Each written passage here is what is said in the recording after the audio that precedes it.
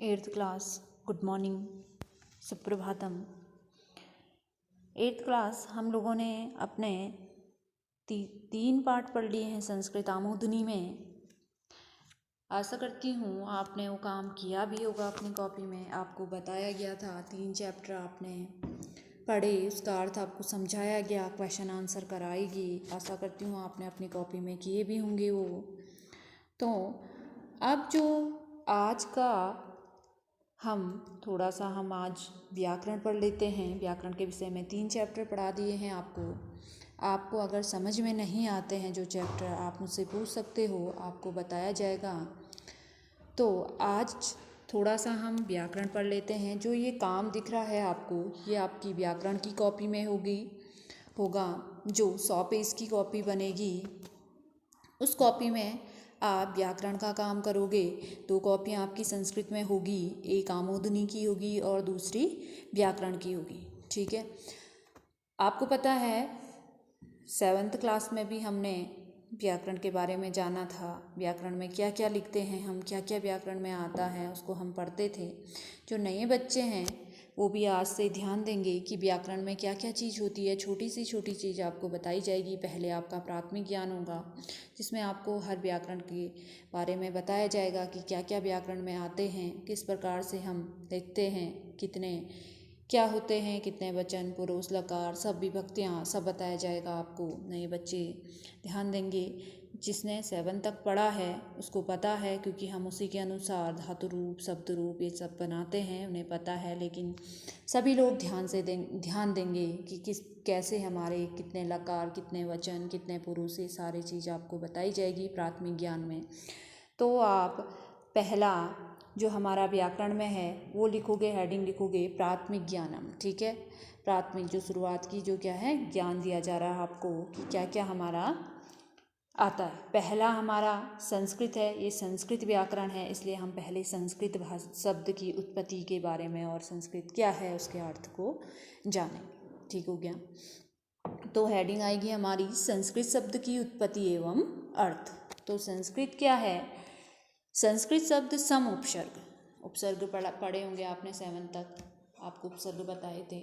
संस्कृत शब्द सम उपसर्ग पूर्वक क्री धातु करने के अर्थ में होता है, करोति, कुरुतो, कुर्वन्ति। ठीक है, क्री धातु। आपको नए बच्चे जिसने धातु रूप नहीं पढ़े हैं, आपको आगे पढ़ाया जाएगा। आपको ध्यान देना है कि संस्कृत शब्द किससे बना है, ये आपको बताया जा रहा है। ठीक है, धातु आदि उपसर्ग उपसर्ग सब आपको बताया जाएगा पीछे। ठीक है, पहले क्लियर करना है हमने संस्कृत क्या है, संस्कृत शब्द क्या है। ठीक है, संस्कृत शब्द सम उपसर्ग पूर्वक क्री धातु ध्यायी प्रत्यय, एक प्रत्यय होता है कि योग से बना है, जिसका अर्थ होता है सुसंस्कारित अर्थात संस्कारयुक्त, परिष्कृत अर्थात छना हुआ या शुद्ध। ठीक है, वह परिमार्जित। ठीक है, तो संस्कृत जो शब्द है वो बना है हमारा सम उपसर्ग पूर्वक क्री धातु, इसमें क्री धातु है सम, ये हमारा सम बना है। ये हम इसको क्या पढ़ेंगे, सम। ठीक है, इसको हम क्या पढ़ेंगे, सम। सुकृत, क्री हमारी धातु है। ठीक है, क्री हमारी क्या है, धातु है।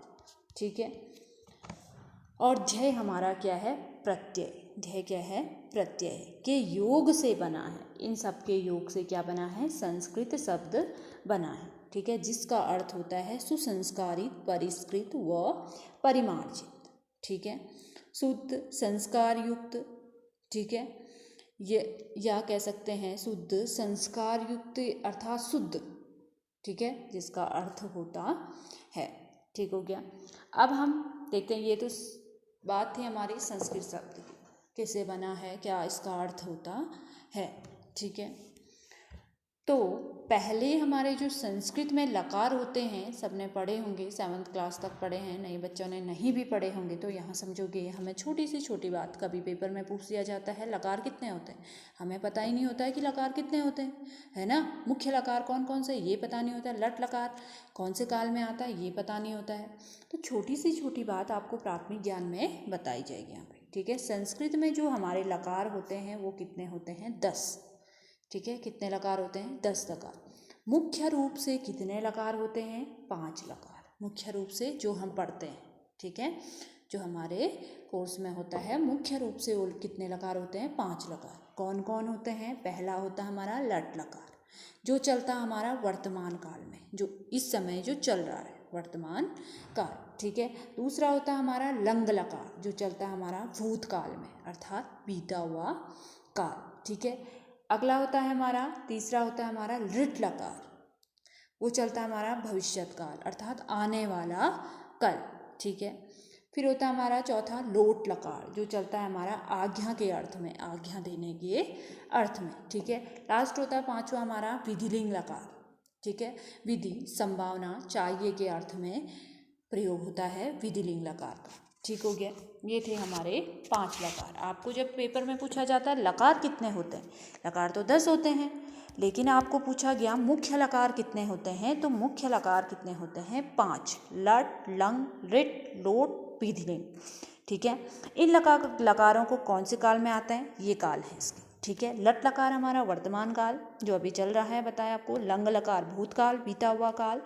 और रिट लकार हमारा भविष्यत काल, अर्थात आने वाला कल। लोट लकार आज्ञा के अर्थ में, हम किसी को आज्ञा देते हैं, पुस्तक लाओ, पानी लाओ, ये हमारी एक क्या है? आज्ञा है, तो इसमें चलता हमारा लोट लकार। विधिलिंग लकार अर्थात संभावना, विधि, संभावना, चाहिए के अर्थ में चलता है हमारा विधिलिंग लकार, ठीक हो गया। इन्हीं के अनुरूप हमारे क्या चलते हैं? धातु रूप, ठीक है। जैसे पड़ धातु, गम धातु, ये सारे हमारे जो धातु रूप होते हैं ये इन्हीं लकारों के माध्यम से चलेंगे। आपको अभी सिर्फ प्राथमिक ज्ञान में सिर्फ ये जानना है कि कितने लकार हैं, कितने मुख्य लकार हैं। आगे जा कर के आप इन लकारों के बारे में पढ़ोगे, मतलब कैसे इसमें धातु रूप चलते हैं, ठीक है। अब वचन कितने होते हैं हमारे संस्कृत में? 3 वचन होते हैं। कौन कौन से? एक वचन, द्विवचन और बहुवचन, ठीक है।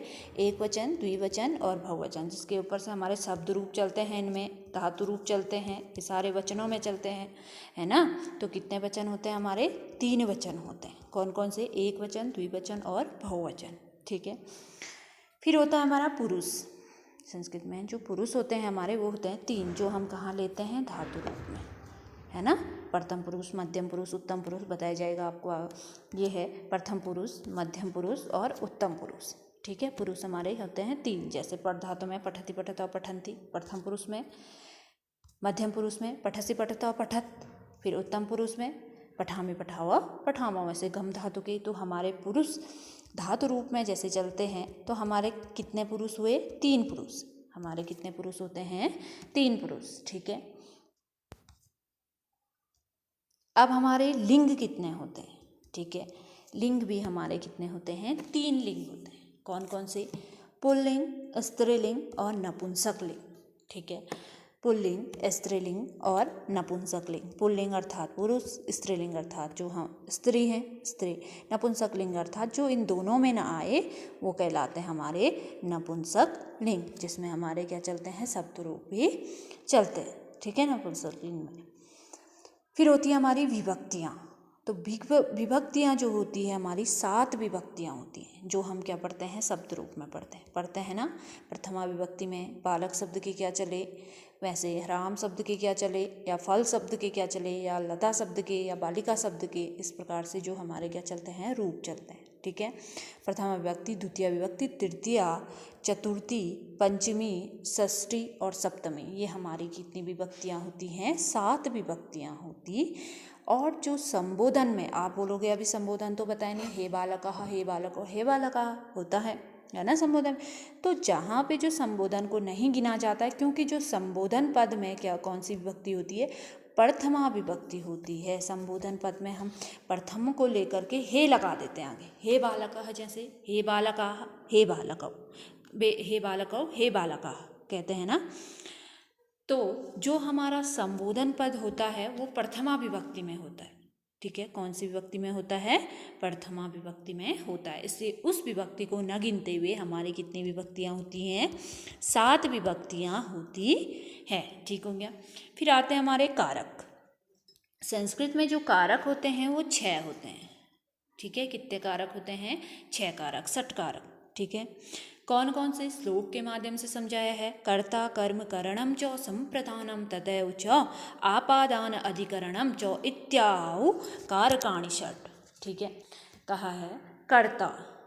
आपको जब अगली इससे पिछली कक्षा में सप्तम में कारक चिन्ह पढ़ाए हैं, जैसे कर्ता ने कर्म को करण से के द्वारा, संप्रदान के लिए, आपादान से पृथक, अधिकरण में आपादान संबंध काके की रारे री षष्ठी, अधिकरण में पाई पर सप्तमी, संबोधन हे भो अरे पढ़ाया है इस प्रकार से, है ना। तो हमारे जो कारक होते हैं वो होते हैं 6। कितने कारक होते हैं? 6। कर्ता, कर्म, करण, संप्रदान, आपादान, संबंध, अधिकरण। ठीक है, ये हमारे कितने कारक होते हैं? 6 कारक होते हैं। ठीक है, अब हमारे आते हैं माहेश्वर सूत्र। अभी तो नए बच्चों ने माहेश्वर सूत्र पढ़े नहीं है ना। पुराने बच्चे ने माहेश्वर सूत्र पढ़े हैं। अभी इससे आगे टॉपिक आएंगे तो वहाँ पे माहेश्वर सूत्र भी आपको बताया जाएगा। ठीक है, माहेश्वर सूत्र कितने होते हैं हमारे? 14। कितने माहेश्वर सूत्र होते हैं? 14। ठीक है, चतुर्दश माहेश्वर सूत्र होते हैं। ठीक है, आपको माहेश्वर सूत्र बताए जाएंगे आगे। ठीक है, क्योंकि सप्तम में मैंने बताया है, लेकिन जो नए बच्चे आए हैं वहाँ पे माहेश्वर सूत्र भी आपको लिखाए जाएंगे और बताए जाएंगे, जो इन्हीं के अनुसार अब क्या बनते हैं हमारे? प्रत्याहार। ठीक है, उसकी संख्या कितनी होती है? 42। चत्वारिंशत्। ठीक है, 42 हमारे क्या होते हैं? प्रत्याहार भी होते हैं। प्रत्याहार जो हम माहेश्वर सूत्र के अनुसार ही बनाते हैं। ठीक है, पहले हमको 14 माहेश्वर सूत्र याद होते हैं, उसी के अनुसार हम क्या बनाते हैं? प्रत्याहार बनाते हैं। तो माहेश्वर सूत्र कितने होते हैं? 14। ठीक हो गए। प्रत्याहार कितने होते हैं हमारे? 42, द्विचत्वारिंशत्। ठीक है, अब आता है हमारे उपसर्ग। उपसर्ग कितने होते हैं? द्वाविंशति, अर्थात 22 उपसर्ग हमारे होते हैं। ये थी हमारी छोटी सी छोटी बात जो हमें ध्यान में रखना चाहिए। हमें पूछा भी जाता है कभी क्वेश्चन कि कितनी विभक्तियाँ होती, कितने माहेश्वर सूत्र होते हैं, है ना। हमें जब पेपर में पूछा जाता है कितने माहेश्वर सूत्र होते हैं, कितनी विभक्तियाँ होती हैं, कितने प्रत्याहार होते हैं, छोटी से छोटी हमें चीज़ संस्कृत पढ़ रहे हैं तो हमें आनी चाहिए। ये हमारे प्राथमिक ज्ञान है। ठीक है, हमें पहले का ज्ञान है कि हमें इन चीज़ों को आते हुए भी हम इन चीज़ों को जब हमें आएगा तो हम इनके बारे में आगे पढ़ सकेंगे। ठीक है, अभी और है प्राथमिक ज्ञान में। आज के लिए आप इतना करोगे और जो दिया है आपको इसको आप क्या करोगे? अपनी जैसे लिखा है मैंने यहाँ ऐसे ही अपने आपको भेजा जाएगा, ऐसे ही आप किस में करोगे? अपनी व्याकरण की कॉपी में, नई कॉपी जो बनाओगे व्याकरण की कॉपी में वहाँ आप करोगे। अगर आपको समझ में नहीं आ रहा है तो इस कॉपी में करना है, कैसे करना है, तो आप जैसे मैंने लिखा है ऐसे ही उतारना है। अगर फिर भी नहीं आ रहा है समझ में, आप मुझसे पूछ सकते हो, मेरे पर्सनल नंबर पे फ़ोन कर सकते हो, वहाँ पूछ सकते हो। ठीक है।